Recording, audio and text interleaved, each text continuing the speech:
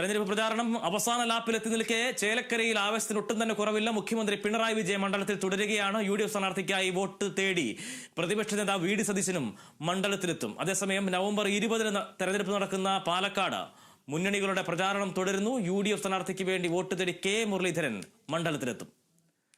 കാളിദാസിന്റെ വിവരങ്ങളുമായി. കാളിദാസ്, ശക്തമായിട്ടുള്ള പ്രചാരണം, മുഖ്യമന്ത്രി അവിടെ തുടരുന്നു, എന്തൊക്കെയാണ് വിവരങ്ങൾ? സൂചിപ്പിച്ച പോലെ തന്നെ മുഖ്യമന്ത്രിയുടെ തെരഞ്ഞെടുപ്പ് പൊതുയോഗമാണ് നടക്കുന്നത്. അവിടെ മുഖ്യമന്ത്രി സംസാരിച്ചു കൊണ്ടിരിക്കുകയാണ്. നിലവിൽ ഇപ്പോഴും സംസാരിച്ചു കൊണ്ടിരിക്കുന്നു. എന്തായാലും ഇത്രയും സംസാരിച്ച ഒരു സമയത്ത് തന്നെ വലിയ രീതിയിൽ വിമർശനം ഉന്നയിച്ചിട്ടുണ്ട്. കാരണം പ്രധാനമന്ത്രിക്കെതിരെയും കേന്ദ്ര ആഭ്യന്തരമന്ത്രിക്കെതിരെയും എല്ലാം വലിയ രീതിയിൽ വിമർശനങ്ങളെല്ലാം ഉന്നയിച്ചിട്ടുണ്ട്. ഇതിൽ ഏറ്റവും പ്രധാനം എന്ന് പറയുന്നത് ചേലക്കര പിടിച്ചെടുക്കാമെന്നുള്ളത് മറ്റ് പക്ഷങ്ങളുടെ അല്ലെങ്കിൽ മറ്റു മുന്നണികളുടെ വ്യാമോഹമാണ് എന്നുള്ളതാണ് പ്രധാനമായും മുഖ്യമന്ത്രി സൂചിപ്പിച്ച ഒരു പ്രസ്താവന. അല്ലെങ്കിൽ ഇനിയും ഈ ഒരു പൊതുയോഗത്തിൽ മുഖ്യമന്ത്രി പറഞ്ഞ പ്രസ്താവനകളിൽ എടുത്തു നിൽക്കുന്ന ഒരു പ്രസ്താവന അതുതന്നെയാണ്. കാരണം വെറും വ്യാമോഹം മാത്രമാണ്, ഇടതു മുന്നണിക്കുള്ളതാണ് ചേലക്കര സീറ്റ് എന്ന് തന്നെയാണ് മുഖ്യമന്ത്രിയും പറഞ്ഞു വെക്കുന്നത്. UDFന്റെ വ്യാമോഹമാണ് അല്ലെങ്കിൽ BJPയുടെ വ്യാമോഹമാണ് ഇതെന്നുള്ളതെല്ലാമാണ് മുഖ്യമന്ത്രി എന്തായാലും പറഞ്ഞു വെച്ചിരിക്കുന്നത്.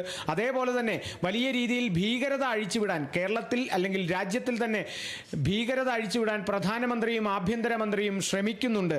ഇടതുപക്ഷത്തിൻ്റേത് ന്യൂനപക്ഷത്തെ പിന്തുണയ്ക്കുന്ന ഒരു നിലപാടാണ് ഇടതുപക്ഷത്തിനുള്ളത്. കേരളത്തിൽ ഇത്തരത്തിലുള്ള ഭീകരതയ്ക്കൊന്നും അവസരം നൽകില്ല എന്നെല്ലാം മുഖ്യമന്ത്രി പറഞ്ഞു വെച്ചിരിക്കുന്നവരാണ്. എന്തായാലും ന്യൂനപക്ഷം എന്ന് പറയുന്നത് സംഘപരിവാർ ആക്രമണങ്ങൾക്ക് ഇരയാകേണ്ടി വന്നവരാണ്.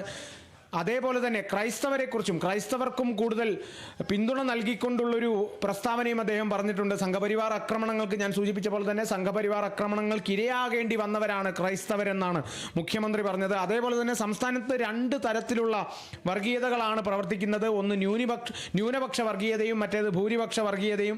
എന്തായാലും കേരളം വർഗീയ സംഘർഷമില്ലാത്ത നാടാണ്. വെറുപ്പിൻ്റെ രാഷ്ട്രീയം കേരളത്തിൽ നടക്കില്ലെന്നും മുഖ്യമന്ത്രി പറഞ്ഞിട്ടുണ്ട്. എന്തായാലും വലിയൊരു ആവേശം തന്നെ. കാരണം ചേലക്കര പിടിച്ചെടുക്കാനുള്ള അല്ലെങ്കിൽ നിലനിർത്താനുള്ള ആ ഒരു ആവേശം തന്നെയാണ് മുഖ്യമന്ത്രിയുടെ വാക്കുകളിൽ നിന്നും പ്രതിഫലിക്കുന്നത് എന്ന് പറയേണ്ടിയിരിക്കുന്നു. കാരണം വലിയ രീതിയിൽ വിമർശനം ഉന്നയിച്ചിട്ടുണ്ട്. ഏറെക്കാലമായി കഴിഞ്ഞ ദിവസവും ഇതേപോലെയുള്ള വിമർശനങ്ങൾ, ഇന്നലെയും ഇതേപോലെ വിമർശനങ്ങൾ ഉന്നയിച്ചിട്ടുണ്ട്. എന്തായാലും മുഖ്യമന്ത്രിയുടെ വളരെ പതിഞ്ഞ സ്വരത്തിലുള്ള ആ ഒരു പ്രസംഗ ശൈലിയിൽ നിന്ന് മാറി അദ്ദേഹം ആഞ്ഞടിക്കുന്നു. കാരണം ഈ ഒരു ചേലക്കര മണ്ഡലം എന്ന് പറയുന്നത് ഏറെ നിർണായകം എന്ന് തന്നെ പറയേണ്ടിയിരിക്കുന്നു. കാരണം ആ ഒരു ഇടത് കോട്ട നിലനിർത്തുക എന്ന് പറയുന്നതാണ് ഏറ്റവും വലിയൊരു വെല്ലുവിളി. ജയിച്ചു കയറാൻ പൊതുവെ പറയുന്നുണ്ട്, ജയിച്ചു കയറാൻ എളുപ്പമാണ്, പക്ഷേ ഒന്ന് നിലനിർത്തുക എന്നുള്ളത് പൊതുവെ ബുദ്ധിമുട്ടുള്ളൊരു കാര്യമാണ്.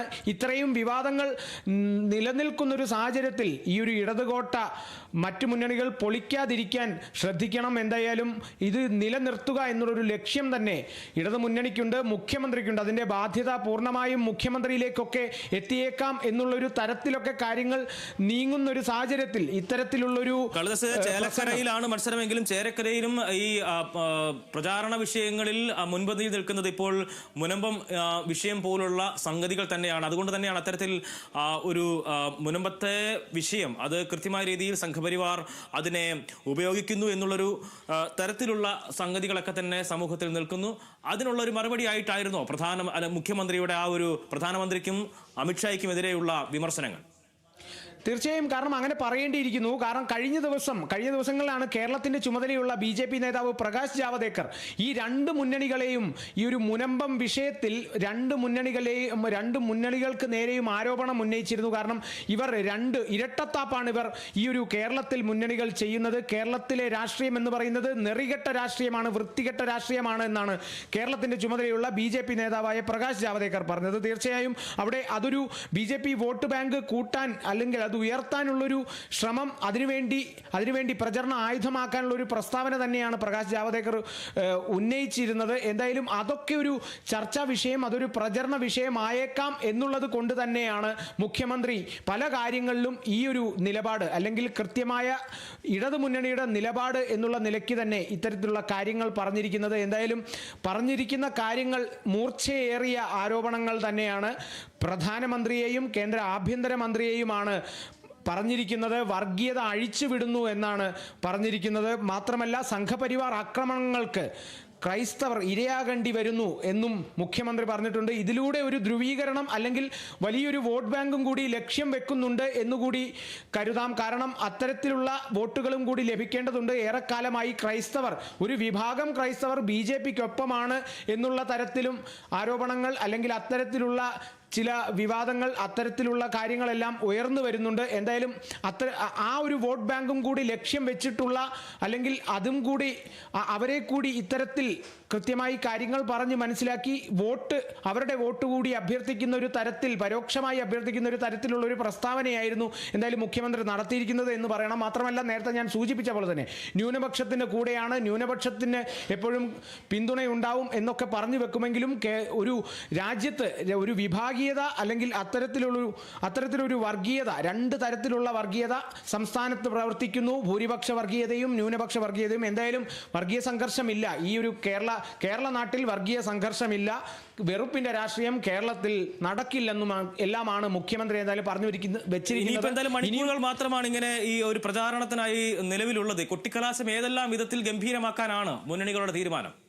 അതെ, വലിയ രീതിയിൽ ആഘോഷമാക്കാൻ തന്നെയാണ് ഈ ഒരു കൊട്ടിക്കലാശം ആഘോഷപൂർവ്വമായി അല്ലെങ്കിൽ പ്രചരണം മൂർച്ഛിച്ചു കൊണ്ടിരിക്കുകയാണ്. ഓരോ നിമിഷവും സമയം അധികമില്ല. ഈ ഒരു കൊട്ടിക്കലാശത്തിലേക്കുള്ള മണിക്കൂറുകളാണ് ഇപ്പോൾ എന്തായാലും നടന്നുകൊണ്ടിരിക്കുന്നത്. ഇനിയും മുഖ്യമന്ത്രിക്ക് ഇനിയും തെരഞ്ഞെടുപ്പ് പൊതുയോഗങ്ങളുണ്ട്. ഇന്ന് വൈകുന്നേരം വരെ തെരഞ്ഞെടുപ്പ് പൊതുയോഗങ്ങളുണ്ട്. അതിലേക്കെല്ലാം അങ്ങോട്ടെല്ലാം വലിയ രീതിയിൽ വിമർശനം ഉന്നയിച്ചേക്കാം. അത് വെച്ച് ഒരു പ്രചരണം ഇടതു മുന്നണിക്ക് നടത്താനുള്ള ഒരു അവസരവും ലഭിച്ചേക്കാം. ആ ഒരു മണിക്കൂറുകളാണ് ഇപ്പോൾ നടന്നുകൊണ്ടിരിക്കുന്നത്.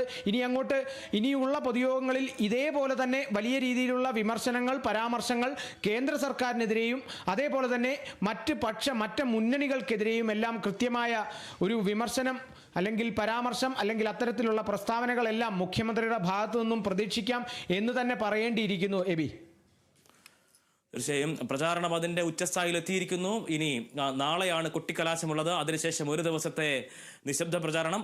അതിനുശേഷം ബുധനാഴ്ച ചേലക്കര പോളിംഗ് ബൂത്തിലേക്ക് എത്തും. ഒപ്പം തന്നെ വയനാടും അതേ നിലയിൽ തന്നെ പോളിംഗ് ബൂത്തിലേക്ക് എത്തും.